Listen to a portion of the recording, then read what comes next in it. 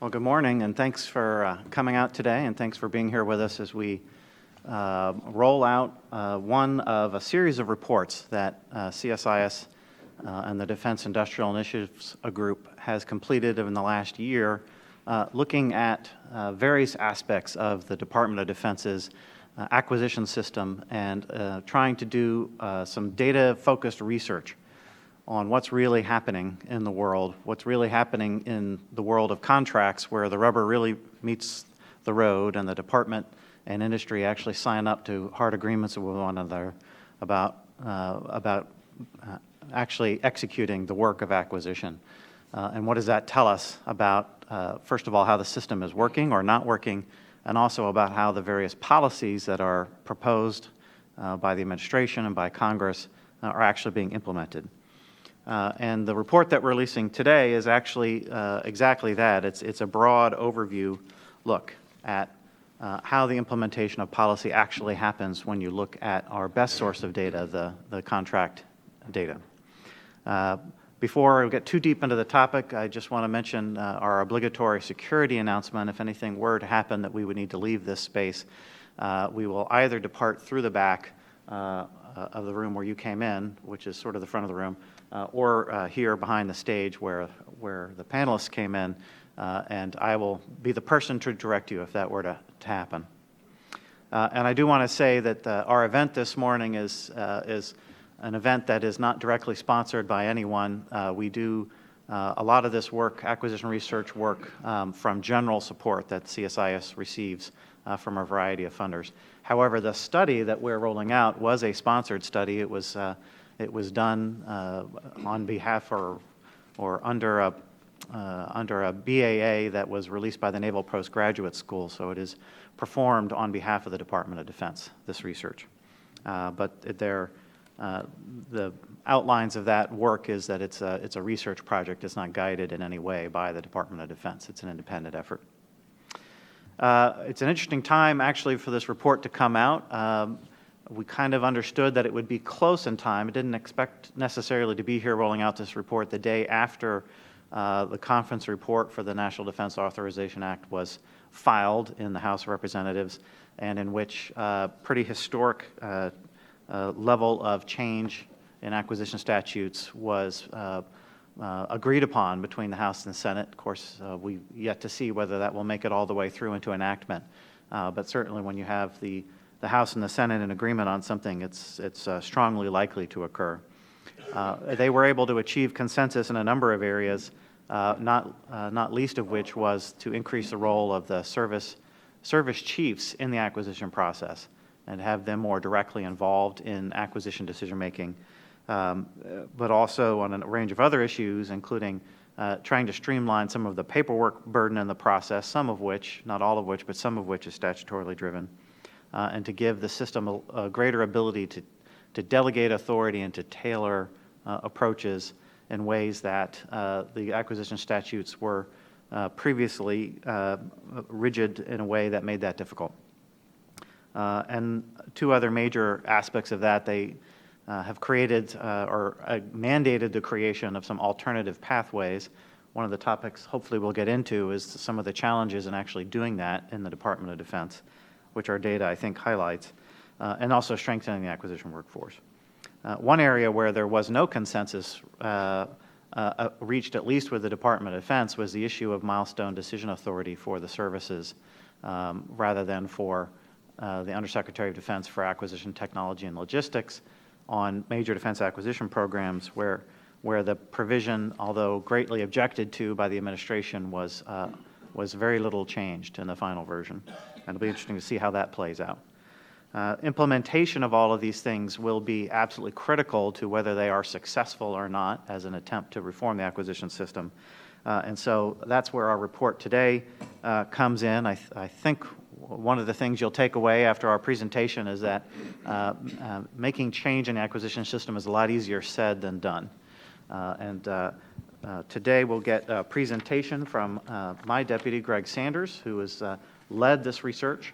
And we'll talk a little bit about our main findings, and then we have a distinguished group of panelists to tell you what we got wrong and add to the debate. So without further ado, Greg. Thank you. So some of you may have been here for some of our prior Department of Defense contracting trends reports. This is not exactly one of those. And one of the things that we've really tried to do for this report is address some of the research questions as to how policy changes have had an influence on various process inputs into contracting. And to do this, we didn't want to just take how many contracting dollars in each period were spent via various processes. We instead wanted to actually track more what happened to the new contracts and still deal with the cyclical elements of it. So the questions we looked at, and this is somewhat driven by what was available in the data, admittedly, but we tried to make sure each of them were tied to actual distinct policies and changes. So for competition, there has been efforts, in particular under buying power, when appropriate, to encourage use of competition, and that was a fairly straightforward one. And when we talk about competition, we're primarily looking at what we call effective competition, which means a competition was held and 2 or more offers were received. Then we look at vendor size, and in this case, we're primarily going to focus on the question of small business contracting. I should note, that our small business includes all contracts. We don't concern ourselves with whether a contract was competed overseas. By law, those are not subject to small business targets, so that's why our numbers are going to be a little different from target numbers. We then look at contract type, fixed price versus cost plus, a little bit on product and service area, but we'll skim over some. A contract vehicle, while perhaps not being one of the most enticing topics, is interesting because it's one of the areas where you can most clearly see a shift in policy directly correlate with shifts in practice. And to some degree, that provides an interesting contrast to the areas where clear goals to increase competition don't necessarily have the desired effect. And the report also includes a fair amount on top vendors, but we won't really go into that in this presentation. So broad methodology that I will have covered a bit already. This is only unclassified contracts are required to be reported, and we assume that doesn't include ones that aren't. These are contract obligations. We don't separate out OCO and preliminary budget. We do put everything in constant 2014 figures. And I'm going to talk a bit about the details as we get to the actual slide, rather than do it while text is up. So here's a broad summary, and I'm going to close on this again. When it comes to the various categories, one of the interesting points, if you look in the right 2 columns, those are consistently either in the blue, which means, almost consistently in the blue, which means the change that happened was in accord with the policy goals and statements, or gray, not much change. Orange means the change that happened went against what was desired. There's a variety of reasons for that, but we can discuss some later. But the fact that DLA and MDA tracked those policies most closely, or at least did not change against them, somewhat indicates the factor of the level of central influence on that, and that what happens in those components and what happens in the other services can be rather different. That's, competition shows us perhaps the most interesting manner. In the early parts of reform periods we're looking at, competition rates often fell. They started to recover a bit, typically around the BBP2 period. But for most of the components, the initial attempt did not have a desired effect. For contract pricing, it's actually interesting in a slightly different way. By the BB2 reforms, there is a almost steady drumbeat of think. We might indicate that certain contract types are appropriate for certain instances or even as a starting point, but there was almost a pushback of don't go too strongly into something just because we mention an area. In this case, we're tracking the use of fixed price. So that is a case where the second arrow on each of these shows a continued increase in many of them, shows a continued increase in use of fixed price contracts, even as There's a slight tapping on the brake in terms of instructions. Small business is one of the more straightforward. Small business is one of the cases where clear targets can be set, clear targets can be measured, and there's been, with the Navy exception, a fair amount of increase fairly across the board. With contract vehicles, we particularly were looking at multi-award, which was in some ways incentivized for use, and then the way that they were competed changed, and with those competition changes, the use of multi-award then dropped off dramatically. Or not dropped off dramatically, returned to older rates. So that's this broad summary, and we'll return to this for the very end. Now, I'm going to spend a bit of time on this first slide, and then actually rather go quickly through the others. But this one is useful. I mean, if you pull up our report once it's posted after this, I want to make sure we actually understand our core approach. So the idea here is that when a contract starts is the biggest influence on what characteristic it has. If after a contract starts, the orders come down on top, or even the instructions or directions come down on top, to shift something in a slightly different direction, it is far costlier to adjust an existing contract than to adjust new behavior.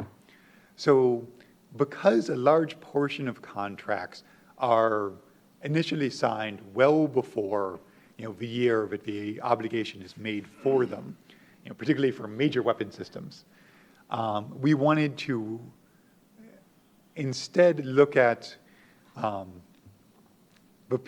contracts that the various control regimes had the most direct control over.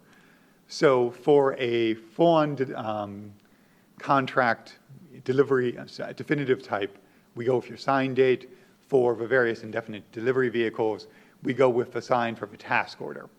It's still in large part set by the initial indefinite delivery vehicle, but the choice to use the vehicle is much more flexible going forward. So what this broadly means. 0 means the year, October 1st of the year of a relevant policy regime. So for competition, we're looking at Young, and then on to Carter pre-BBP, Mr. Young, Mr. Carter, and then on to BBP-1 and BBP-2. In the left periods, so year 0, year 1, year 2 of a regime, you can see that they actually track each other fairly closely. One of the big results of this, and one point we try to emphasize, is steering the boat takes time. That a lot of the trends you might see initially are not the immediate effects of whatever regime was put into place, but the carryover of large contracts often signed before the regime and the cyclical effects. What do we mean by cyclical effects? There's bumps around the end of each year. The biggest contracting year in obligation terms, biggest contracting day of the year is almost always going to be September 30th. The biggest contracting month is almost always going to be September. There are large influences there. And if you start a program in September, you don't want to believe that everything you're doing is because of what just happened. Instead, a lot of it is the larger patterns. So what we're hoping to do with this data going forward, and all of these going forward, is to give people who are looking at these measurements a better sense of what is actually moving the needle and what are the things that you should expect to be happening every time. So with all that broadly said, what you can see in this is the period of BBP-1 does not show a notable increase in competition. It actually goes slightly the opposite way. That actually reverts back under BBP-2. That has a variety of factors, any number of things driving it, but it does show that it takes time and to have these effects. You also can see in the out years, so that's at 3 and beyond, where the broad influence actually happens. This is where the choices, the accumulation of choices made in the early years start to make a big difference as those large contracts, the pigs working their way through the anaconda, continue to have a substantial influence for some time going forward. So I think a big takeaway from this is also going to be the risk of, one, focusing too much on the churn. There's not too much change on initial policy. Don't try to redirect things too quickly based on early results. And two, we're often going to see, the results over a long period. One of the more interesting questions I think we're going to have in future years is, what does BBP2 look like once it hits the year 2 and year 3 and year 4, or year 3 and year 4 of the implementation? The carryover contracts, is that better rate going to continue? So hopefully you have some sense of what those squiggly lines mean at this point. And we'll broadly move relatively fast, as we have a variety of very smart people on the panel, and I think we want to actually hear a good bit of what they have to say rather than focusing too much on individual details. But DOA is a case where, unlike overall DoD, you can see fairly big moves. Under BBP1, you actually have a rise up to 76% of contract obligations competed. It stays pretty steady under BBP2. This is, again, the example of sometimes perhaps a more direct influence of the policies when it's a independent association, independent agency, rather than the services. For Air Force, you actually see a fairly low effective competition rate, a failure to improve under BBP1, and then a slight increase under BBP2. And again, the individual components can show a good amount of variety not shown in the, sorry, my apologies, in the top line. Oh, that one. Thank you. And we'll go on now to the small business rates. So small business, as we showed in the summary slide, was actually one of the areas where the policy changes actually show the desired result most strongly in the greatest variety of cases. So that orange line you can see on top, that's BBP2 coming in with small business. That still follows the overall cyclical pattern, but is consistently above where we hit in the prior 3 regimes. So that's been one of the cases. Now, what we might hear from a panelist is to what degree small business in and of itself should be a pure goal. How much is that tying to outcome? And that's a fair point. But to the goal of actually achieving small business contracting its larger percent, that goal seems to have been met. And we'll see if that carries on forward. Army is one driver, and you can see they're even more ahead. The orange line is further above the other 3 for each of the cases. All right, and so let's go on to a little bit of fixed price. Actually,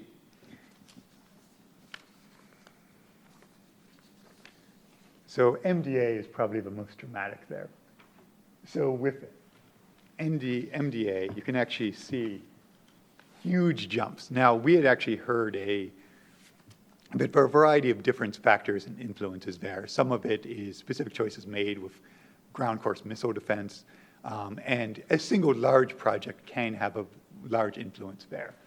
But you can see that in the initial post-NDA Section 864 implementation, you have a level of fixed price for MDA dramatically above the prior 2 periods. And in fact, there's some gaps. The gaps are because sometimes with deobligation, it actually jumps up above 100%. With the orange, with BBP2, it actually has fallen back a little. You can see that there's a jump at the start of year 2. We'll see if that's a temporary spike. But that is a bit of the possibly trying to steer back slightly after the reaction to instructions may have been more strong and less fine-tuned than was initially desired. And so proceeding on to multi-award, and then we'll summarize. With a multi-award, the actual Carter pre-task delivery for overall DoD was a period where this particular mechanism, where you have one contract, multiple vendors who can compete under it, comes to dramatically more use. But the initial requirements for competition for each task order were looser, and that was one of the main reasons that it was actually a more appealing vehicle. you have a very strong competition up front, and then ease of assignment to vendors afterwards. As those requirements were tightened up and the number of competitions steadily increased, you can see the blue and orange rates dropping back to the pre-Carter Young levels. And so this is a case where if you actually see a dramatic influence of a particular policy, this jump, one well above and then a reversion, if you subsequently reverse it, is a case where a strong policy change is made and there's immediate effects thereof. This isn't necessarily an indication, the fact that it reverted means that, trying this to outcomes or thinking of acquisition reform as a steady movement towards a single goal can be very deceptive. But it also shows that there are areas where there are considerable ability to influence change from the top. And many of the areas that we talk about a lot are not those areas. Competition showed steady lines largely tracking each other, whereas in areas where there's clear availability to make dramatic changes, you can see for dramatic changes in these results. So going back to the summary briefly before we hand it over, competition, challenging to control, driven by a variety of factors. BBP2 does appear to have started to implemented the goals of increasing it, and that's something we'll have to track going forward. Contract pricing can show that a statement from the top can result in overreactions, but even when there's active emphasis on make sure you think, don't necessarily do this unless it's appropriate, the initial instructions can carry forward. Small business is one of the clear cases where, in most instances, with some exceptions in Navy, the desire for more small business did actually translate into increasing dollar share there. And contract vehicles shows that a policy can be implemented and then reversed with fairly dramatic effects, but often it's only in the areas where the tie to the desired outcome is probably looser than the other ones we are speaking of. Generally speaking, there aren't members of Congress pounding the table about which indefinite delivery vehicle is used or whether it's a definitive contract. So thank you for your time. And as we introduce a variety of new approaches here, if you ever have any questions about this report, feel free to follow up with us afterwards. The full data will be available online, and we love to talk at as much length as you're willing to tolerate. Thanks, Greg. So if I could maybe briefly re-summarize in my own words a little of what Greg said. First of all, that the caveats on the front, which is to say that we have a certain data set that's very easy to look at and to measure. There are many, many, many acquisition reform policies where there is no obvious way to measure whether we're getting the outcome that we want. And so we're not claiming in any way that the things that we looked at represent a comprehensive or even the best way of measuring performance in the acquisition system. They're just the things that we can measure. And so we figured it probably makes sense to take a look at least at those items where we can get some kind of measurable analysis of what's happening in the system and how it corresponds to policy. Second thing is, as Greg said, and I think it's best highlighted by our focus on competition, at the top level, it looks like very little is happening. For DoD overall, the numbers hardly budge. It's almost like a single line, that's black because all the different colors have merged together. And yet, when you break it out by service and by agency, you see that there is quite a bit of variation going on. And so, again, one of our central findings is that there is quite a bit of difference in how these policies, although the policy is in theory a DoD overall policy, there's quite a bit of difference in the way that it's implemented in the services and in agencies.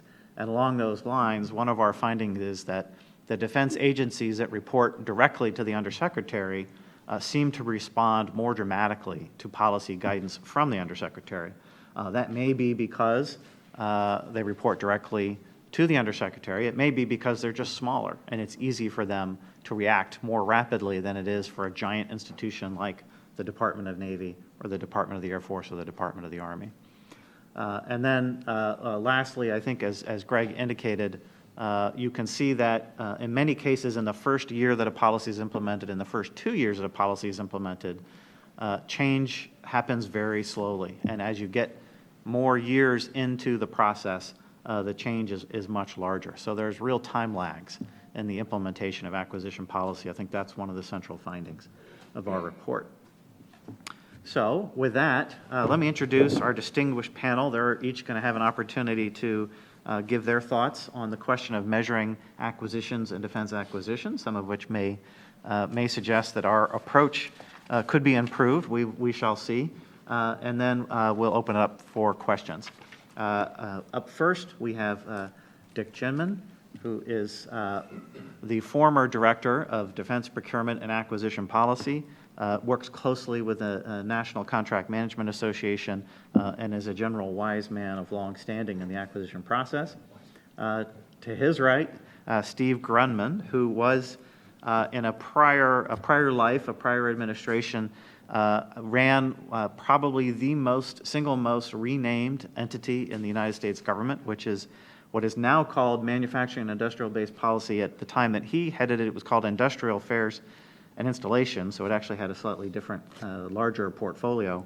But Steve is a scholar at the Atlantic Council and also a principal at Grunman Advisory. And to his right, Moshe Schwartz, who is a distinguished scholar of acquisition, which this is the kind of folks that we like here at DIG. He has worked in a variety of capacities as an analyst of acquisition, including at GAO, as a detailee to the Commission on Wartime Contracting, and for a number of years now as the go-to person at the Congressional Research Service for all of us who like to study these issues. So with that, Dick, let me recognize you first. Sure. I guess I wasn't going to do this if I were. Acquisition reform basically started in 1947 with the passage of the Armed Services Procurement Act. That's about 70 years ago.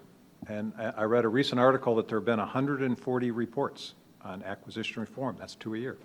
We've been at this for a while. So first and foremost, I applaud any and all efforts to actually put metrics to how we make decisions and actually have data so that when we're making decisions, we are data-driven. Mr. Kendall outside his door has a little gold plate that says, "In God we trust, all others bring data." He has put a significant effort into trying to get data. So to CSIS, I applaud this effort to actually put data to it. Now, having that on the positive side, the negative side for me is in the world of acquisition reform, I think there are three things that we should be going after. First and foremost, did the warfighter get what the warfighter wanted, and did it work? Did it meet its intended purpose? The second one is, did they get it when they needed it? Was it on time? And the third was it affordable? And I didn't say reasonable. Contracting officer has responsibility to determine a fair and reasonable price. A fair and reasonable price does not necessarily mean it's affordable. So at the end of the day, it's got to fit within the top line of the budget, and it's got to be an affordable program. Those three things are output metrics. The metrics that we more often look at are process. Is it the right contract type is a process metric. Just personally, I really don't care what the contract type is, maybe with the exception of time and material that I'd make go away. Is it the right contract type? When in September 2010, I think it was, when Dr. Carter signed out the Better Buying Power 2 memo, you said June in your report. I thought it was September. Well, you raise an issue there, Dick, that I should just address, that for when we established the policy regimes in our study, we took as the start date when the full implementation guidelines were published. So in some cases, policies were announced, but the memos that were mostly signed Dick Ginman at the bottom that actually tell contracting officers that this is what you have to do, frequently came out a little bit later. Had in it that we had a push to fixed price incentive. Many people thought that was a move from cost plus incentive to fixed price incentive. In fact, what was driving it was to try to move away from firm fixed price contracts to fixed price incentive contracts. And then again, a focus on process using that same example. For about the next 60 FPI contracts that came in, every single one of them was 50-50, 120 ceiling, because that's what the letter said. despite the fact that the letter said use that as a starting point. One organization came in and said, we've done all of the analysis we should do. We think the answer should be, I think it was like 124 and 60-40. But since the letter said 50-50, 120, we went with 50-50, 120. The Better Buying Power 2 bumper sticker was a guide to help you think. Acquisition reform and getting the output, if we can get to output metrics, should be, do we understand why we're doing what we're doing? And can we get there? I particularly worry about bumper stickers. In the 90s, we had faster, better, cheaper. And I think you discussed that in your report. It was in the early 90s when Ms. Preston came in to create the Acquisition Reform Office. Faster, better, cheaper was, one, did I need it faster? And am I paying for faster when I don't need it? Did I pay for better when I don't need it? With cheaper may not be the right answer. So when we tell the acquisition workforce, we need to move to fixed price contracts, we start to get bad behavior where people do not do what would be the appropriate answers. So I'm really focused on trying to move to output metrics. I think the effort that Phil Anton leads under Mr. Kendall, that I think they've put out twice now, maybe a third time. And the next version is coming out next week. Next week, super. Is really a focus. They started on many process metrics, but they've started to move more and more to output metrics. So I encourage efforts like this to start to try and can we get to output? If I were going to choose, it starts and stops with a requirement, and do I have a stable requirement? If the requirement's always moving, it's very, very difficult to be there. So if we really want to reform acquisition, and I think in large part what's in the thing now, what's the play of the services, do I have stable requirements? Do I understand risk? And can I, in fact, ensure that I have addressed risk and I put the appropriate contract types in to get there, the affordability piece? Effective competition. The effective competition to me is not the competition statistics we got out of FBDS. Effective competition is, even if I'm in a sole source, if I have alternative solutions, do I use those alternative solutions to bring an individual to the table to have effective discussion? So there are lots of opportunities for competition, even when I'm dealing in a world that's sole source. And then last and finally, and this one's been there, it's people. At the end of the day, acquisition reform is about people. And have we trained them and have we given them the experiences to be able to do that? Your report basically starts, I think, with the Packard Commission report. Since I started doing this stuff in the early 70s, I'm prone to go back to the 70s. David Packard was the Deputy Secretary of Defense, and he put out 8 guiding principles. Mr. Kendall, in an AT&L magazine article, addressed those in 1973, or I'm sorry, in 2013. Just for a second. Help the services do a better job, have good program managers with authorities and responsibilities, control costs by trade-offs, make the first decision right, fly before you buy, put emphasis on hardware, less on paper studies, and use the contract type of contract appropriate for the job. Those are pretty good rules, written in 1971, and it's applicable today. So I applaud the effort, and I love the metrics. I'd just like to see them focus on outcome. Well, we can agree with you on that. Steve? Okay. I am going to, having been introduced as a scholar, I'm going to qualify my credentials to discuss this with the following equivocal point. One is, I'm pretty sure I got a B- in my graduate school statistics class. So the pedant points that I might make about this report should be taken with that grain of salt, on the one hand. On the other hand, the professor of the class in which I may have gotten a B- in statistics was none other than Ashton B. Carter. So there's a couple points. The more important point of that anecdote is not about me, but about the rest of you. Before you go parlaying anything like data like this or anything you would purport to be statistics in front of the almighty Secretary of Defense, this particular one, take caution. Make sure you have double-checked the math. I think a B- from him may be effectively an A. All right, let me start with the part of the report that I like the most and to which only a little bit of reference has been made, and that is the survey of acquisition reform efforts that are in the first 16 in a line pages of the document, which are really good and really important, actually, I think, to read because they contradict a conventional wisdom that is often invoked at the beginning of a discussion about acquisition reform, and that is that we've done all of these things before. We've been doing, the implication of the way it's blithely expressed is that we've been working these solutions for 50 years. To know, and then these sometimes spoken, sometimes unspoken corollary is, to no great effect. And in fact, that's not right. That conventional wisdom is wrong. And I think if you read this survey, it's easy to read, it's brief, it's well done, you appreciate that there actually have been some really distinct seasons of acquisition reform that have been working on actually different things. And I think the break point, roughly speaking, as it is in so many things in defense these days, is just after the end of the Cold War. And that is to say, the acquisition, by my reading and to some degree experience, the emphasis of acquisition reform prior to 1993-94, I think the break point is Secretary Perry's 1994 report, was on disciplining the process, imposing discipline on the process, and getting an alignment of authority and responsibility in the system, right? So the Goldwater-Nichols establishment of acquisition executives and that whole different chain of authority over how decisions got made is really maybe that and the Packard Commission from which it was drawn are really the distinctive features of that pre-1994 acquisition reform season.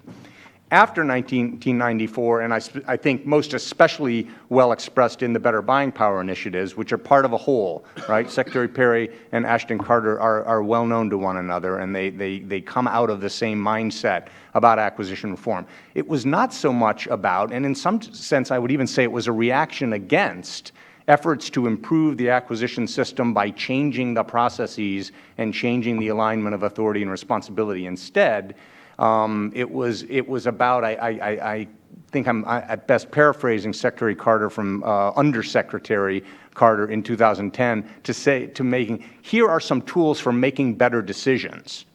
In so many words, Undersecretary Carter then even said, they could give a damn about the line and block charts. Let's put tools in the hands of acquisition managers and give some direction and guidance to them that allow them to make better choices. And that maxim is what I believe these data are attempting to address. Did they, I guess maybe not make better choices, but did they make the choices that seem indicated by the direction of Undersecretary Young, the initial Obama administration efforts and the two Better Buying Power initiatives? The problem, and this is where I go right outside the edge of what I could claim to be my expertise, fair warning. The problem is you have mostly raw data here from which to draw any meaningful conclusions. And I would strongly caution, especially those of you in the media, from thinking that you understand these data. For example, I think the most compelling potential piece of data you could draw from this study is what is today's effective rate of competition and what is the trend? Is it getting better or worse? I will tell you, albeit with my B-, I don't think you know the answer to that question by looking at this graph. I would encourage Greg to step in and help us understand and certainly dissuade or disabuse the reporters in the room from grabbing the number 27% and thinking that's the answer to that question, because I don't think it is, for example. What you've got here is a lot of data, and I think what the data demonstrate to me, the only thing, and I commend the effort, right? But we've got a bunch of raw data here, and what it mostly suggests to me, or underscores really, hardly suggests, I've known this for a while, is this is an immensely complex system. The problem with making sense of these data is they're not controlling for anything in these data, right? You're not controlling for the wide variety of things you might be buying and relating that to whether a fixed price, a multi-award, or a elaborately competed acquisition strategy was the right one. There's no control for that, and the system is just that complex. I think Dick made several points that affirm that point. It's an immensely complex system And that is, there's surely more one can glean from these data than that simply, but from the balcony, so to speak, that's what I get out of these data is, yep, this is an immensely complex system, and maybe returning to the theme of this second season, the post-1994 season of acquisition reform, and by God, in this complex system, acquisition managers really do need better tools and better direction as to how to make difficult choices in a really complex environment. And so I applaud the emphasis that in particular this administration has put on that theme of modern acquisition improvement. I think we're not certain undersecretaries don't really like the phrase acquisition reform, acquisition improvement. I would also, and then I'll end, juxtapose that with at least some of the features, some of the more celebrated features of the defense authorization bill that is now making its way apparently through conference. Right, so there are some features of that I think resonate with the modern theme of acquisition reform about making better choices, and those are the features of it that involve creating more pathways for commercial competition, where that is the right way to get effectiveness and efficiency from what you're trying to get done. On the other hand, the most celebrated feature of it, this devolution of authority from the undersecretary from OSD to not just the services but also the involvement of the service chiefs, that harkens back. And I don't know that that's necessarily a bad thing, but it's a way to keep that in perspective. That harkens right back to the first season, the pre-1994 season of acquisition reform that was about getting discipline in the process and better aligning the authority and responsibility of the people making decisions period, better aligning their authority and responsibility. I'm of two minds on that. It seems a little out of season on the one hand. On the other hand, maybe the Goldwater-Nichols, to just use that as a caption of that whole season, has run its course. And in terms of, and the system needs a different, the modern system does in fact need a different alignment of authority and responsibility. That's as much as I should say. All right, thanks, Steve. Moshe? Thanks. You know, I'm kind of tempted actually to cede my time to my two colleagues and listen to them more. But I guess I have to justify the coffee that I'm drinking here, so I won't do that. But I found that very fascinating. Now wait a minute, you actually are a scholar. So let's please. So my kids don't seem to think that. But so the first is, and I don't believe this is dating myself, but I think acquisition reform started slightly before 1970. In fact, in the Civil War, Congress wrote a 1,100-page report on defense acquisitions because they were somewhat displeased with what was going on during the Civil War. So I think that is perhaps the first criticism of this report is it's 1,050 pages shorter than what they put out. I would have liked something longer. In fact, according to the New York Times, there was one congressional proposal which you will not find in the House or Senate bills or the final version that the death penalty should be given to any defense contractor whose actions cause death on battlefield. Now that has not, as far as I am aware, has ever been floated in recent years. In fact, it even goes back further than that. George Washington, with the assent of Congress, of course, dismissed his quartermaster during the Continental Congress, of course, during the Revolutionary War. So this has been a problem that has slightly predated the 1970s. But it also has gotten substantially better since then. Some of the issues, and just brief history, rotten food, horses that were lame, those egregious issues tend not to occur to that level today. You know, spoiled food was never a problem in Iraq and Afghanistan. The food was actually quite good in both countries. And the people who did the logistics did an excellent job of, in harsh times, providing to food there. So there has been an improvement. In fact, one RAND report argued that the fact that our cost and schedule growth in many cases remains what it was in the 70s, roughly, given the increased complexity of what we're doing, in and of itself could be viewed as some sort of progress. Because under the old systems, we may not have been able to even do that with some of the technology and equipment that we're putting out today. So I just wanted to put some of that background out there.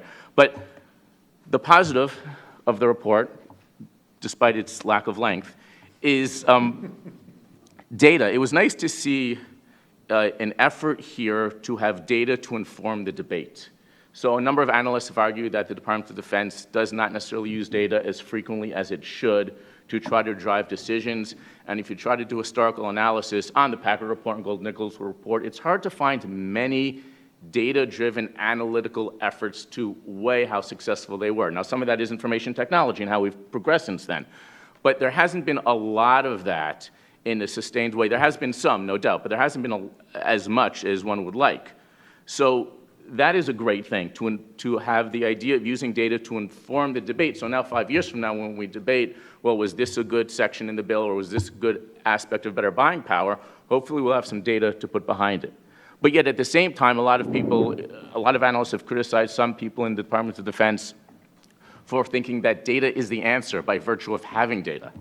And that also necessarily isn't true either. It's a balance. So one thing the report does, and they do it on page 18 in the methodology, while the whole report is focused on data, they start with the limitations of FPDS restrict our ability to look at this. So they're saying, we can't figure out some things. And then the other thing they say a little bit later is, we didn't bother looking at other things because data doesn't exist.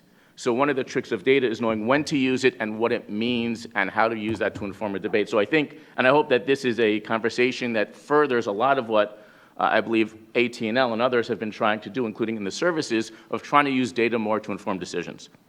The second thing is that this report did not focus on major weapon systems, which tends to be a default position of many. It discussed services, I don't mean the military services, obviously, I mean services, R&D, and goods, as well as goods that are below billion-dollar thresholds. So there's, as I learned very, very recently, more than 10 million transactions last year in the Department of Defense. The majority of those were not weapon systems. The majority of the dollars were not weapon systems. So expanding the discussion is very good, and weapon systems get a lot of scrutiny. Another one that it was nice to see is the discussion of how these services or components are doing, DLA, the Army, the Navy, the Air Force, that might be particularly useful in light of the language in the NDAA that is pushing for more involvement of the services. So if the services are going to be more involved, let's start measuring how that works, both writ large from the services as well as individually what the services are doing. And then you can almost have a competition of ideas. If the Army is doing something really good after 3-4 years, the other services can take that. If the Navy is doing something really good, the other services can take that. So that was very nice to see. Some of the questions is, what are the goals of acquisition reform? Because if you're going to have initiatives, the goals should probably link towards those goals.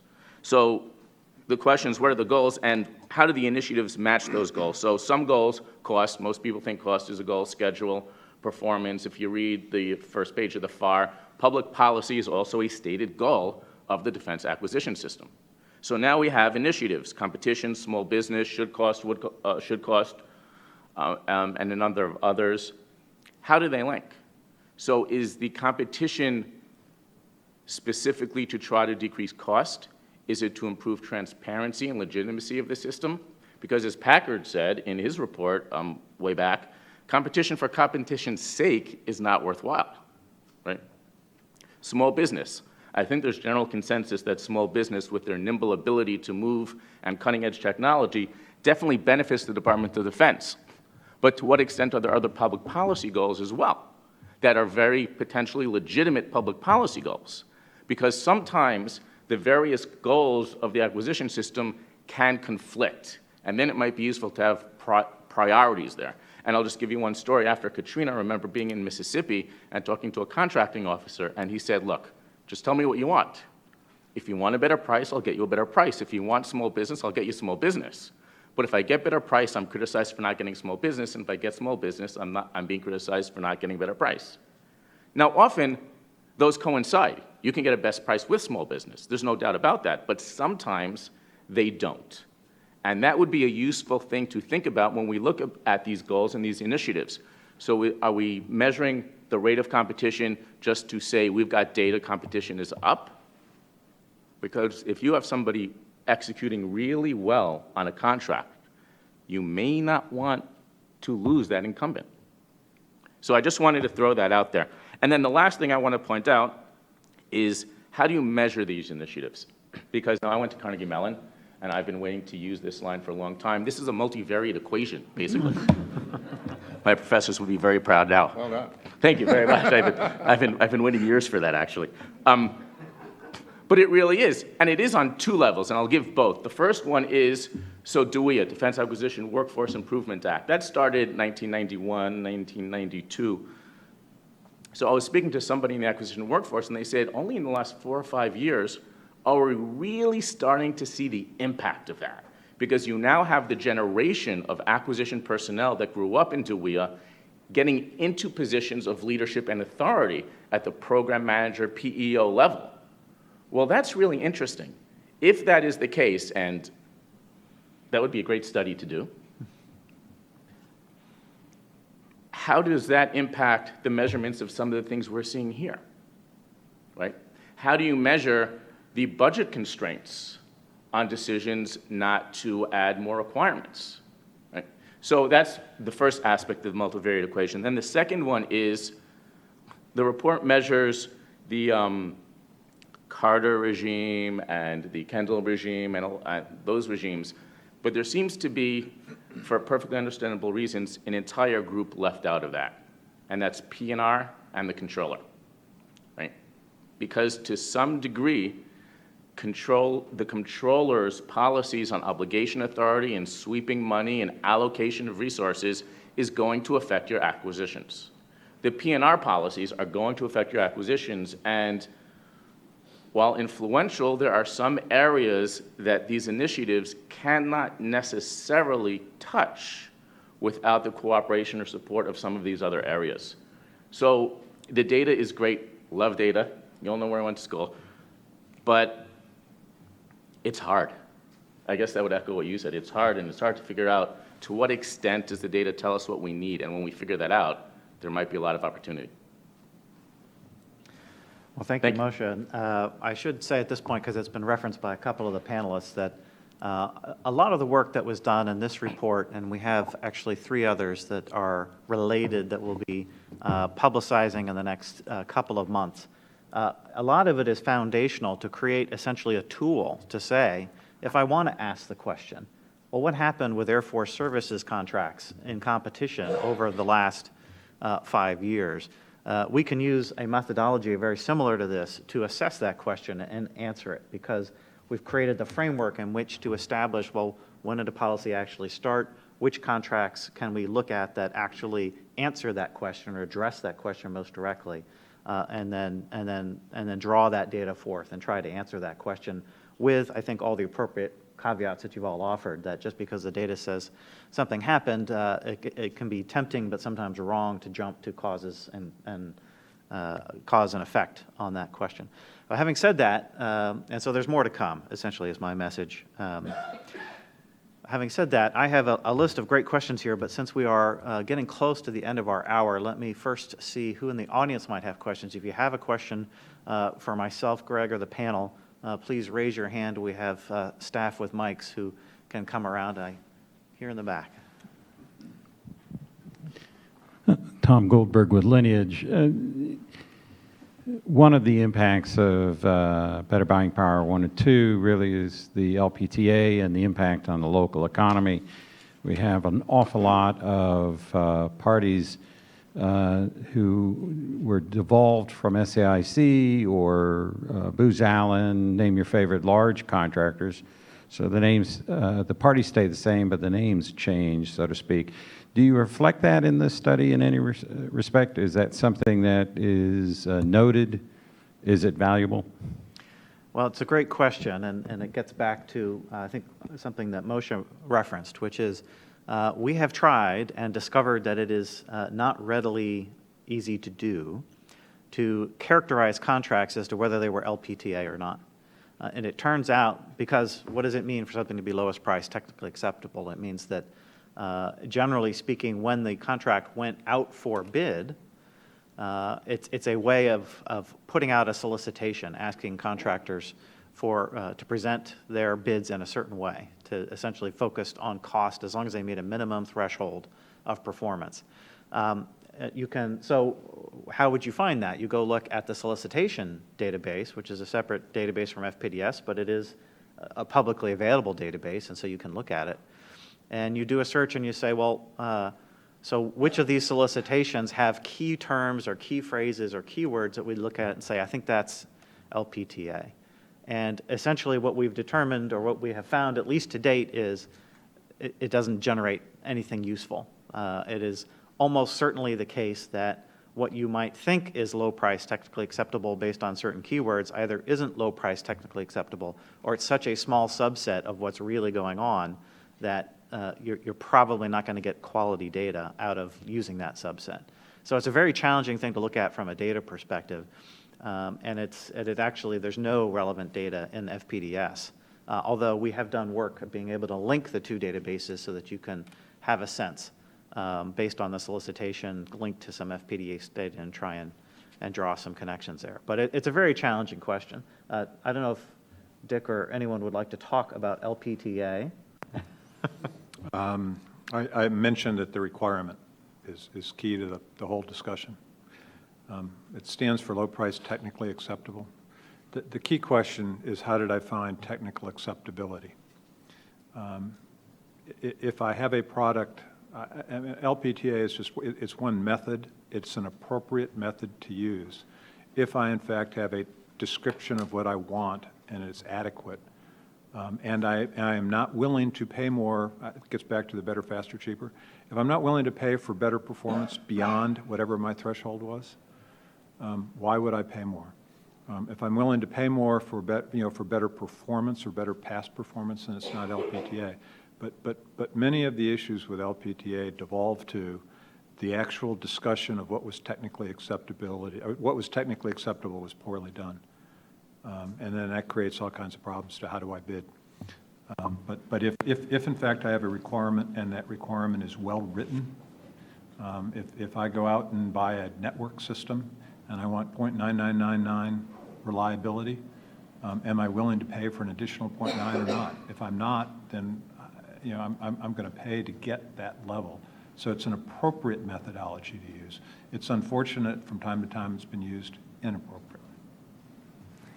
I thought the most interesting part of your question was the correlation you made between the use of low-price, technically acceptable contract or acquisition strategies, I guess I would call it, and better buying power, which I think is false. What better buying, and it's but not uncommon, but I think false. You will not read that in better buying power. But what you do read in better buying power, and this allows me to illustrate why this is so difficult. It's not acquisition improvement is not, it's difficult for a bunch of reasons, but this illustrates one of the reasons why, right? So what better buying power said was, use the right contract type, and if you can rely on a given price, if you can buy on price, do it, in the sense that and I think this is in different words what Dick was saying, right? There are circumstances when you can rely on, let's say, a commercial price as being efficient. And if you can rely on that, do it. And where differentiation of the commodity is not important to what you're trying to get done, buy on price. When that direction gets out into this enormous acquisition workforce, what happens? Contracting officers, more typically acquisition managers, say, so how do I implement that? And they reach for this low-price, technically acceptable thing, sometimes appropriately, but oftentimes not. But I wanted to pick up on that particular point because not to criticize you, but because it illustrates that difficulty of the problem in a certain way. Just one additional thought on that I wanted to add, that Dick and I, when we were both in government, had an interesting conversation one time that I won't get into the details of, but it related to this issue of how do you communicate policy to the workforce and how does it get interpreted. We were, at this point, talking to someone who was part of a smaller organization, didn't maybe fully appreciate the size of the Department of Defense. And of course, there's a lot of criticism at some point about how many people are involved in the acquisition system, but there are a lot of people because it's a worldwide global organization that's operating worldwide. And Dick, if I'm remembering correctly, that there is something on the order of over 2,000 contracting officers? 28,000 contracting officers in the Department of Defense. And so the question that we were addressing at that point is, why is it necessary to put out a formal regulation on a specific matter, and I won't get into the specific matter, to the workforce in order for that to be implemented? Why isn't it possible for the department to just say to folks, go forth and do the right thing? And Dick brought up the point very accurately to say there are 28,000 contracting officers of the Department of Defense. How long do you think it'll take me to call them all and convey one-on-one what the policy guidance is? And I think about this a lot of times when people talk about, well, let's just throw out the FAR. I mean, at times, of course, we can all be sympathetic with that perspective. There are things in the FAR that drive you absolutely mad, and there's things that ought to be changed that don't get changed because we have a system of checks and balances, and not everything that any individual in government wants to get done gets done. But having said that, can you imagine the chaos if 28,000 contracting officers all of a sudden have no guidance about how it is they're supposed to perform their job? Just do the right thing. Now, some of them would do fabulous. Some of them are incredible and would get everything done. But there are others, I would suggest, history has shown, that won't be able to perform in that environment. I think we have time for one more question, if there's folks in the audience. Let's see. There's too many questions. Let's try and get, why don't we have folks stand up, and if you can just very briefly state your question, 1, 2, 3, and we'll try and answer it very, very briefly. Hi, Matt Jones from Boeing. I want to follow up on that statement about people, and Mr. Jimin brought that up, about it all comes down to people. And my question is really, if we want to make data-driven decisions, is there metrics and data that you can draw from human resource systems, from promotion boards, from personnel evaluation processes that get at the incentives and disincentives that can cause positive behavior or unintended behavior? All right, and Steve, could you ask your question quickly? Sure. Aaron Mehta with Defense News. Just kind of wanted to get the panel's opinions on some of the acquisition reform language now that it's been worked through with both the House and the Senate. Assuming you guys haven't read the whole thing yet, but I also assume you guys have checked it out at least. Okay. And in the back, the last question. Hi, Linda Brandt from NDU. I was wondering, most of the points about outcomes were covered by the panel. In other words, the data doesn't really tell us very much about outcomes of acquisition. If you were going to design a system which would both generate data that you could use and look at outcomes, what kind of system or data would you create to generate that data? What would you want to be measuring, and how would you get it? Okay, thank you. Thank you very much. So we had a question about metrics for the acquisition workforce itself. We had a question about the pending acquisition changes and a question on how to actually measure system outcomes. Let's see. I'm not personally aware of a lot of metrics on the workforce. I would love to be involved in working on that. Have not yet found a taker on that initiative. Dick, do you know, is there anything that you're aware of in terms of? Yeah, we talk a lot about how to incentivize the acquisition workforce and how do we do that. For as long as I was in the military, the reward was one promotion and two a ribbon, being recognized. And frankly, from my time in civil service, the motivation for being there wasn't money. You can make a lot more on the outside. And the motivation, in large part from my standpoint, was the opportunity to see a warfighter, meet a warfighter, and be able to meet the requirements of the warfighter. I've not met many civil servants or military who are not motivated to do the job and do the job well. So I'm a little leery when we start. I mean, to me, a lot of it is just get recognition. We spend a lot of time on how do we recognize people and can we recognize what they do. If you walk the halls of the Pentagon, there are acquisition excellence awards in all the services, logistics excellence awards. So I think in large part, can we recognize people? The really big disincentive is we want people to take a risk. And every time somebody takes a risk and it doesn't work out too well, we pillory the living daylights out of them. You might as well put them in the stocks and throw rotten tomatoes at them. That's a discouragement that if there were a way to avoid that, would be great. To the outcome question, I'll go back to what I said. Did I deliver what it was that I needed to the warfighter in the time that they needed it, and did it work, and did I do it for an affordable price? I think that a lot of to the policy metrics that Moshe talked about, yes, we need competition. Yes, we need small business. Yes, we need to, with the current executive orders on minimum wage and sick leave, I think was the most recent one. Yes, we need to do those kinds of things. But at the end of the day, we are spending money to deliver a capability, and I mean, so am I getting the capability I need? And those are the kinds of metrics I'd be looking for. Moshe? Sure. Did you want to say? Yeah. Go ahead. Well, I have only a comment about the last question, which is a great question, right? It's the question about what the right things are to measure. And without being glib, one answer to the question is, well, did we win the wars at an acceptable cost in people and dollars? Now, the problem with that's the ultimate outcome measure of these choices that we make. The problem is then relating how and whether we won the war and whether it was acceptable or not to these choices that were made in acquisition is difficult. So you have to back off from that to something, well short of that, even though it's ultimately the right measure of outcomes.